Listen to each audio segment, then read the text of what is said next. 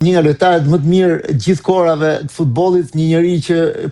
një nga punëtorët më të mirë, sepse ai talent nuk lindi siç ka lind Messi, po ai u bë me punë me vullnet të jashtëzakonshëm edhe sot e kësaj dite ajo që e mban ashtu fit, e mban puna dhe vullneti, por një gjë, sipas meje gjithmonë opinionin tim mund ta kem gabim, por nuk besoj,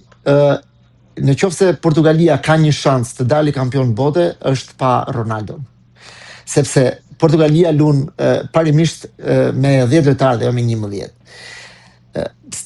Nuk mjafton vetëm dëshira, nuk mjafton vetëm egoja, leadershipi,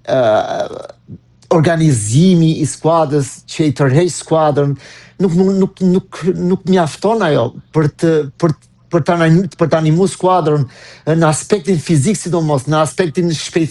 shpejtësisë, mendimit, veprimit, e shumë komponent tjerë që ka nevojë loja e futbollit. Ronaldo është një pengesë për atë skuadër. Dhe ky trajner, për mendimin tim, ky trajner është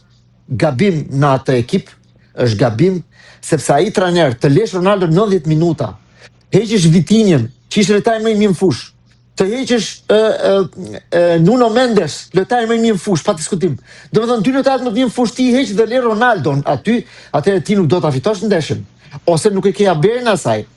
gjëje pra si trajner. Dhe unë për atë trajner s'kam simpati fare, pikërisht sepse jam i sigurt që ai ka ardhur aty fal Ronaldos, dhe sepse veprimi që po bën, pra duke e majt Ronaldon aty non stop, pa e zëvendësuar dhe e shef me sytë vet, e shef çdo njeri që s'kupton edhe futbollin, që Ronaldo aty është pengesë për atë skuadër, atëherë i bie domethënë që ai nuk është trajner që e meriton në skuadër. Dhe e thash dhe herë, nëse nuk do heqë Ronaldon, Portugalia nuk ka shans. Vetëm nëse me fat mund të shkojë deri në 1/8.